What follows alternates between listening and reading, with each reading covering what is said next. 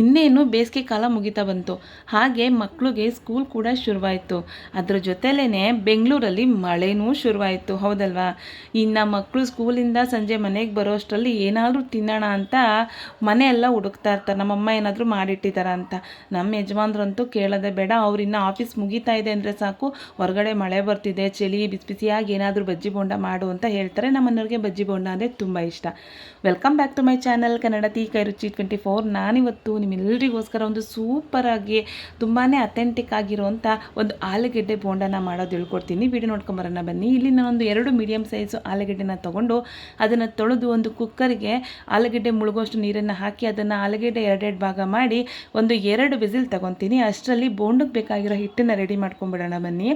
ಇಲ್ಲಿ ನೋಡಿ, ನಾನು 150 ಗ್ರಾಮ್ ಆಗುವಷ್ಟು ಕಡಲೆ ಹಿಟ್ಟನ್ನು ಹಾಕ್ಕೊಂಡಿದ್ದೀನಿ. ಹಾಗೆ 1 ಸ್ಪೂನು, ದೊಡ್ಡ ಸ್ಪೂನಲ್ಲಿ 1 ಸ್ಪೂನ್ ಅಕ್ಕಿ ಹಿಟ್ಟು, ಹಾಗೆ ಒಂದು ಅರ್ಧ ಟೇಬಲ್ ಸ್ಪೂನಷ್ಟು ಅಜ್ವೈನು, ಓಂ ಕಾಳನ್ನು ನೋಡಿ ಸ್ವಲ್ಪ ಕೈಯಲ್ಲಿ ಈ ಥರ ಕ್ರಷ್ ಮಾಡಿ ಅದನ್ನು ಕೂಡ ಇಲ್ಲಿ ಸೇರಿಸ್ಕೊತಾ ಇದ್ದೀನಿ. ಈಗ ಇಲ್ಲಿ ರುಚಿಗೆ ತಕ್ಕಷ್ಟು ಉಪ್ಪನ್ನು ಕೂಡ ನಾನಿಲ್ಲಿ ಹಾಕ್ಕೊತಾ ಇದ್ದೀನಿ. ನೋಡಿ, ಇದೆಲ್ಲ ಒಂದು ಡ್ರೈ ಮಿಕ್ಸ್ನ ಮಾಡಿಕೊಂಡು ಇದಕ್ಕೆ ಸ್ವಲ್ಪ ಸ್ವಲ್ಪನೇ ನೀರನ್ನು ಹಾಕ್ಕೊಂಡು ಬೋಂಡುದಿಟ್ಟು ಲೆವೆಲ್ಗೆ ಬಜ್ಜಿ ಹಿಟ್ಟು, ನಾವು ಬಜ್ಜಿ ಎಲ್ಲ ಹಾಕೋದಕ್ಕೆ ಹಿಟ್ಟು ಕಲಿಸ್ತೀವಲ್ಲ, ನೋಡಿ ಈ ಕನ್ಸಿಸ್ಟೆನ್ಸಿಗೆ ಇದನ್ನು ರೆಡಿ ಮಾಡಿ ಪಕ್ಕಕ್ಕೆ ಎತ್ತಿಟ್ಕೊತಾ ಇದ್ದೀನಿ. ಅಷ್ಟರಲ್ಲಿ ಇಲ್ಲಿ ಆಲೂಗೆಡ್ಡೆ ಕೂಡ ಬೆಂದಿದೆ. ನಾನು ನೀರನ್ನೆಲ್ಲ ತೆಗೆದ್ಬಿಟ್ಟು ನೋಡಿ ತಣ್ಣೀರಿಗೆ ಆಲೂಗೆಡ್ಡೆನೆಲ್ಲ ಹಾಕಿ ನೋಡಿ ಈ ಥರ ಸಿಪ್ಪೆ ಎಲ್ಲ ತೆಗೆದು ಅದನ್ನು ಒಂದು ಬೌಲ್ಗೆ ಹಾಕ್ಕೊಂಡು ಇದನ್ನು ಒಂದು ಮ್ಯಾಶರ್ ಸಹಾಯದಿಂದ ಅದನ್ನೆಲ್ಲ ನೋಡಿ ಚೆನ್ನಾಗಿ ಈ ಥರ ಮ್ಯಾಶ್ ಮಾಡ್ಕೊತಾ ಇದ್ದೀನಿ. ಅಷ್ಟರಲ್ಲಿ ಅದೇ ಪಕ್ಕದಲ್ಲಿ ಮತ್ತೆ ಇನ್ನೊಂದು ಪಾನ್ನ ಕಾಯೋದಕ್ಕಿಟ್ಟು ಅದಕ್ಕೆ ಒಂದು 2 ಸ್ಪೂನ್ ಎಣ್ಣೆ, ಹಾಗೆ ಸಾಸಿವೆ, ಸ್ವಲ್ಪ ಜೀರಿಗೆನ ಯಾವುದೇ ಕಾರಣಕ್ಕೂ ಸ್ಕಿಪ್ ಮಾಡೋಕ್ಕೆ ಹೋಗಬೇಡಿ. ಜೀರಿಗೆನೇ ಇದು ಹೈಲೈಟಾಗಿ ಟೇಸ್ಟ್ ಕೊಡುತ್ತೆ.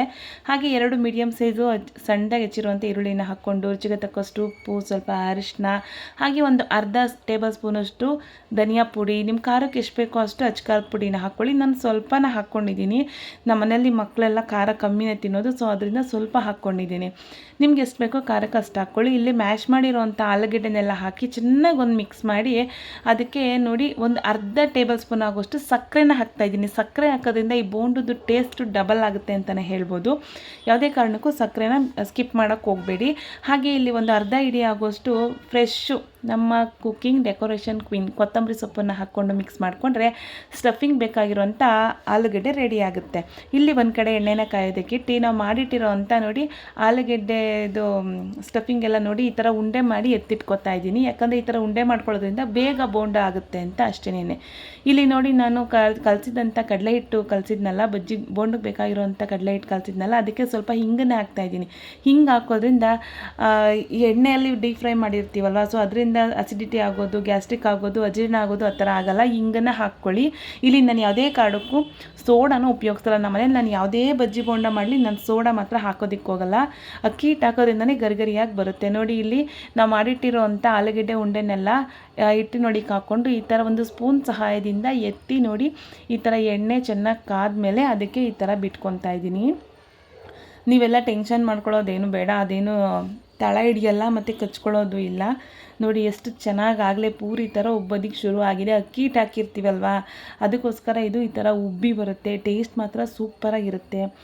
ಇನ್ನೂ ಯಾರು ನನ್ನ ಸಬ್ಸ್ಕ್ರೈಬ್ ಮಾಡ್ಕೊಳ್ಳದೆ ಈ ವಿಡಿಯೋನ ನೋಡ್ತಾ ಇದ್ದೀರಾ, ಪ್ಲೀಸ್ ಹೋಗಿ ನನ್ನ ಚಾನಲ್ನ ಸಬ್ಸ್ಕ್ರೈಬ್ ಮಾಡ್ಕೊಳ್ಳಿ. ಪ್ಲೀಸ್ ನನ್ನ ಸಪೋರ್ಟ್ ಮಾಡಿ. ಹಾಗೆ ಪಕ್ಕದಲ್ಲಿರುವಂಥ ಬೆಲ್ ಐಕಾನ್ನ ಕ್ಲಿಕ್ ಮಾಡಿದ್ರೆ ನಾನು ಯಾವುದೇ ವಿಡಿಯೋನ ಮಾಡಿದ್ರು ಫಸ್ಟ್ ನೋಟಿಫಿಕೇಷನ್ ಬಂದು ನಿಮಗೆ ಸೇರುತ್ತೆ. ಇದೇ ರೀತಿ ಡಿಫ್ರೆಂಟಾಗಿರೋ ವಿಡಿಯೋಗಳ್ನ, ರೆಸಿಪೀಸ್ಗಳ್ನ ಮಾಡಿ ಹಾಕ್ತಾ ಇರ್ತೀನಿ. ಪ್ಲೀಸ್ ಹೋಗಿ ನನ್ನ ಸಬ್ಸ್ಕ್ರೈಬ್ ಮಾಡಿಕೊಂಡು ಈ ವಿಡಿಯೋನ ನೋಡಿ ಎಷ್ಟು ಚೆನ್ನಾಗಿ ಈ ಥರ ಗೋಲ್ಡನ್ ಬ್ರೌನ್ ಬರೋವರೆಗೂ 2 ಕಡೆ ಡೀಪ್ ಫ್ರೈ ಮಾಡಿಕೊಂಡು ತೆಕ್ಕೊಂಡ್ರೆ ಸೂಪರಾಗಿರೋವಂಥ ಆಲೂಗೆಡ್ಡೆ ಬೋಂಡ, ಆಲೂ ಬೋಂಡ ನೀವೇನಾದರೂ ಅದು ರೆಡಿ ಆಗುತ್ತೆ. ಟೇಸ್ಟ್ ಮಾತ್ರ ಅಲ್ಟಿಮೇಟಾಗಿರುತ್ತೆ. ನೀವು ನಿಜ ಒಂದು ಸಲ ಮನೆಯಲ್ಲಿ ಮಾಡಿ ನೀವು ಇದನ್ನು ಟೇಸ್ಟ್ ಮಾಡಿ, ನಾನು ಮಾಡೋ ರೆಸಿಪಿನೆಲ್ಲ ನೀವು ಫಸ್ಟು ಟ್ರೈ ಮಾಡಿ ಆಮೇಲೆ ನನಗೆ ಕಮೆಂಟ್ ಮಾಡಿ. ಪ್ಲೀಸ್ ಈ ವಿಡಿಯೋ ನೋಡ್ತಾ ಇದ್ದರೆ ನನ್ನ ಚಾನಲ್ನ ಸಬ್ಸ್ಕ್ರೈಬ್ ಮಾಡ್ಕೊಳ್ಳಿ. ಹಾಗೆ ಒಂದು ಲೈಕು ಕಮೆಂಟ್ ಮಾಡೋದನ್ನು ಮಾತ್ರ ಮರಿಬೇಡಿ. ನೀವು ಕೊಡೋ ಒಂದು ಲೈಕು ಒಂದು ಕಮೆಂಟು ನನ್ನ ನೆಕ್ಸ್ಟ್ ವಿಡಿಯೋ ಮಾಡೋದಕ್ಕೆ ಮೋಟಿವೇಶನಲ್ ಆಗಿರುತ್ತೆ. ಪ್ಲೀಸ್ ನನ್ನ ಸಬ್ಸ್ಕ್ರೈಬ್ ಮಾಡ್ಕೊಳ್ಳಿ. ಹಾಗೆ ನನಗೆ ಸಪೋರ್ಟ್ ಮಾಡಿ. ನೋಡಿ, ನಾನು 2 ಬ್ಯಾಚ್ ಆಯಿತು. ಇಲ್ಲಿ ನಾನು 2 ಆಲೂಗಡ್ಡೆ ಮೀಡಿಯಮ್ ಸೈಜ್ ತೊಗೊಂಡಿರೋದ್ರಿಂದ ನನಗಿಲ್ಲಿ ನೋಡಿ ಒಂದು 12ರಿಂದ ಒಂದು 15 ಆಗಿರ್ಬೋದು ಅನಿಸುತ್ತೆ. ಒಂದು 15 ಆಗಿತ್ತು ಬೋಂಡ. ಅಲ್ಲಿ ನಾನು ಇಲ್ಲಿ ಒಂದು 5 ಹಸಿಮೆಣ್ಸಿನ್ಕಾಯಿನ ಮಧ್ಯಕ್ಕೆ ಸೀಳ್ಕೊಂಡು ಈ ಥರ ಫ್ರೈ ಮಾಡ್ಕೊತಾ ಇದ್ದೀನಿ. ಯಾಕಂದರೆ ಬೋಂಡಕ್ಕೆ ಸ್ವಲ್ಪ ನಾನು ಮೆಣಸಿನ್ಕಾಯಿ ಕಮ್ಮಿ ಹಾಕಿದ್ನಲ್ಲ ಖಾರನ, ನಾವು ಖಾರ ಜಾಸ್ತಿ ತಿಂತೀನಿ ನಾನು, ಸೊ ಅದರಿಂದ ಈ ಥರ ಮೆಣಸಿನ್ಕಾಯಿನ ಸ್ವಲ್ಪ ಫ್ರೈ ಮಾಡ್ಕೊತೀನಿ ಎಣ್ಣೆಗೆ. ನೋಡಿ ವಾವ್ ಎಷ್ಟು ಚೆನ್ನಾಗಿ ಕಾಣ್ತಿದೆ ಅಂತ. ವಿಡಿಯೋ ಇಷ್ಟ ಆದರೆ ಲೈಕ್ ಮಾಡಿ, ಶೇರ್ ಮಾಡಿ, ಕಮೆಂಟ್ ಮಾಡಿ, ಹಾಗೆ ಪಕ್ಕದಲ್ಲಿರುವಂಥ ಬೆಲ್ ಐಕಾನ್ನ ಕ್ಲಿಕ್ ಮಾಡಿ. ಇದೇ ರೀತಿ ಸಿಂಪಲ್ ಆ್ಯಂಡ್ ಟೇಸ್ಟಿ ರೆಸಿಪೀಸ್ಗೋಸ್ಕರ, ಡಿಫ್ರೆಂಟ್ ರೆಸಿಪೀಸ್ಗೋಸ್ಕರ ನನ್ನ ಚಾನಲ್ನ ಸಬ್ಸ್ಕ್ರೈಬ್ ಮಾಡ್ಕೊಳ್ಳೋದು ಮರಿಬೇಡಿ. ಪ್ಲೀಸ್ ಪ್ಲೀಸ್ ಪ್ಲೀಸ್ ನನಗೆ ಸಪೋರ್ಟ್ ಮಾಡಿ. ನೋಡಿ ನಾನು ಒಂದು ಬೋಂಡನ ನಿಮಗೆ ಕಟ್ ಮಾಡಿ ತೋರಿಸ್ತೀನಿ, ಅದು ಯಾವ ರೀತಿ ಬಂದಿದೆ ಅಂತ ಕಟ್ ಮಾಡಿ ತೋರಿಸ್ತೀನಿ. ನನ್ನ ಮಗನಿಗೆ ಸ್ನ್ಯಾಕ್ಸ್ ರೆಸಿಪಿದು ಮತ್ತು ಏನಾದರೂ ತಿನ್ನಕ್ಕೆ ಮಾಡ್ಕೊಡ್ತೀನಿ. ನನ್ನ ಮಗನಿಗೆ ತುಂಬ ಇಷ್ಟ. ನೋಡಿ ಅಲ್ಲೇ ತಟ್ಟೆ ಎತ್ಕೊಂಡು ಕೂತಿದ್ದಾನೆ. ನೋಡಿ ಎಷ್ಟು ಚೆನ್ನಾಗಿದೆ ಅಂತ. ಯಾರೆಲ್ಲ ವಿಡಿಯೋ ನೋಡ್ತಾ ಇದ್ದೀರಾ ಪ್ಲೀಸ್ ನನ್ನ ಸಬ್ಸ್ಕ್ರೈಬ್ ಮಾಡ್ಕೊಳ್ಳಿ. Thank you so much. Love you all. Keep watching. ನನಗೆ ಪ್ಲೀಸ್ ಸಪೋರ್ಟ್ ಮಾಡಿ. ವಿಡಿಯೋ ಇಷ್ಟ ಆದರೆ ಲೈಕ್ ಮಾಡಿ, ಶೇರ್ ಮಾಡಿ, ಕಮೆಂಟ್ ಮಾಡಿ. Thank you. Love you all.